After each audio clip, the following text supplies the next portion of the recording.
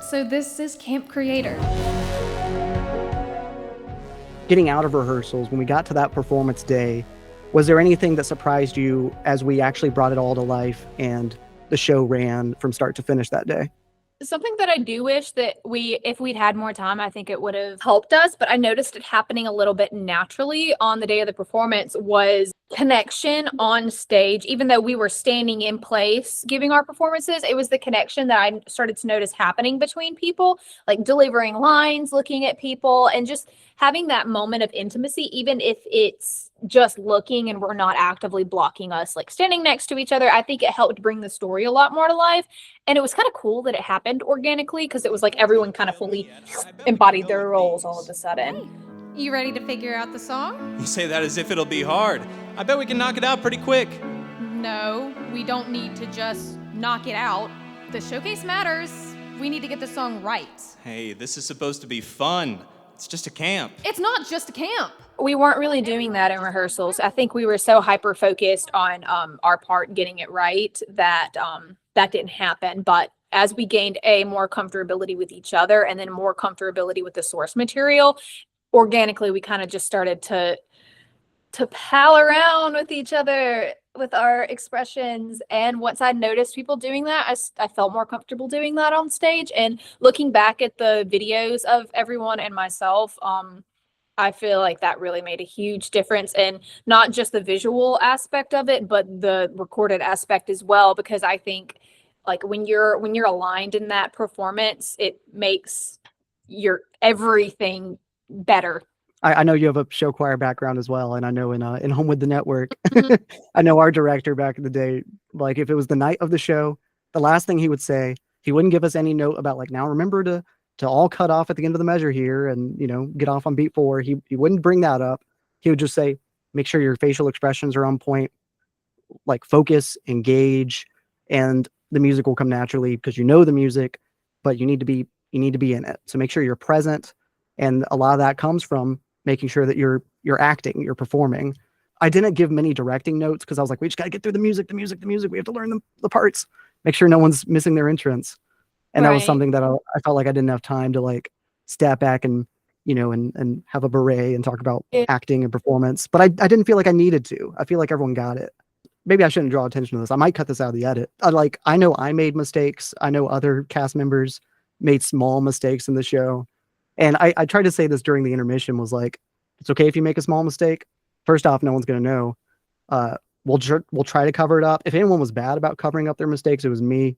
Because if I stuttered or something, like I would kind of smile through it and try to, it was hard to show. I don't think I did a great job of selling the fact that I didn't make a mistake when I did. I don't think I covered it well. I think you did. And Joe, I would also argue that you should keep this in because especially in the day and age of AI and mass produced, I think that what we lack in art is authenticity. And I think a lot of young performers, myself included, like we look up to certain people and we see this object of perfectionism. Like everything is catered to where we see these celebrities and we see these performances as perfect. These movies are perfect. There's no detail out of line. So when you see a raw performance or you see people that you see as talented making mistakes and owning them, being like, oh yeah, mistakes happen. I feel like that is the kind of inspiration people need, especially as we're trying to cultivate a new environment for creative minds to grow in the next generations. Yeah, and I totally agree. And I know for this show too, it was good for me that it was a live show. It was one take. So as we edited it, there was no room as I worked with like the mixing engineer, like in post producing, there was no room to be like, well, let's really try to craft like the most perfect version of this track. It's like, no, this is live. This is what they performed. And there's no changing that. And that's good. That makes it feel real. And I think you can feel the performance bleeding through in a way that you wouldn't get if you comped 100 vocal points together. Right. Precisely the point I'm trying to make. While I do think that there is a place for that perfectionism in art and that standard, I think that it's equally as important for us to have just raw, authentic performance. Because if you have little girls, little boys looking up to that, what are they going to think of themselves when they fall short for the first time, when they don't understand that even their favorite celebrity, their voice cracks too, I mean, to get meta, right? It's like the point of Camp Creator as a show thematically is like it doesn't have to be perfect. It's more important to express yourself, right? And that's Right. what's important. Maybe it's not exactly how you imagined it. Every project has compromises. That's natural. And I think like Walt saving the song, for instance, at the end, it's like that's like I think the truth is Melody wouldn't have wanted it to just get remixed at the end. I think it would have been like, well, let's record with a band. Let's let her direct the band as well.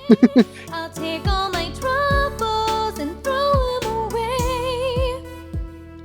Melody, I pray that you'll be forgiving, but I think that I know just what the song is missing.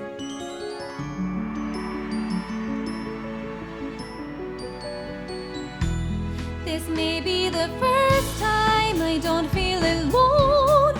And it's like, so in an ideal world, even Walt's like saving the song isn't, it's not the perfect version of it.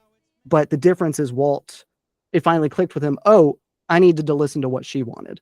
Right. And so it's like, that's what the fix is listening to the artist, even if you're still compromising something. So many young people, when they want to be a musician, they want to be a rock star. They want to get a Grammy. They want to, they want a certain kind of fame and music. And it's like, well, what do you have to say? What songs do you want to write? And let's get out of the, it's fun to dance around the stage and all that, but let's think about maybe the more important things. Walt, I didn't know that you were going to save the song. Thank you for putting in the extra work there. I'm really proud of how it turned out. Hey, if the song sounds good, it's because of you. Thanks for pushing me. Now that the stage reading is online, what are you excited to share from it with people? I'm excited to just share the idea of the project in general, first off, because kind of like I was saying before, I think not just for my community, but any communities out there of aspiring artists and aspiring performance artists to see people doing things like this, where we're doing independent projects, we're writing our own stuff, we're performing it, we're actually being able to put ourselves into the characters. We're putting ourselves more in a circle than a box, right? I think that is incredibly inspiring. And I think that it might be my controversial opinion, but I really think that if we want the future generations to have a fighting chance to be able to be their authentic selves, we've got to start showing them examples of that to look up to. So that's why I'm really excited, first off, to share, because it's like, hey, look at this thing I was a part of. It may not be Broadway, but we did this ourselves. Isn't that pretty cool? And it's local to you. You could do this too. So that's my first thing. That's my that's what's coming from my heart. Now, the second thing is my ego. I'm really excited to showcase recorded abilities of mine, because I don't really have a whole lot of videos of my performance. So as an artist, I'm excited to grow from watching my performance, see things that I did well, and maybe find some things that I have room for growth in, because a live performance is a live performance. You don't get to go rewatch it. It's fun, you're adrenaline, you're in the moment. It is what it is, awesome. But when you have the ability to go back and watch your performance, that's a special privilege, because you're getting to live in the moment yourself as an audience member, and then you can use that perspective to grow as an artist. And that's what I'm also excited for, as well as, of course, bragging rights, because I did that. That was a lot of music to learn, and some of those parts were out of my range, but I did it anyway, and I deserve bragging rights, so I will be blasting that all over my social media, so everyone should brace themselves for that. Skating,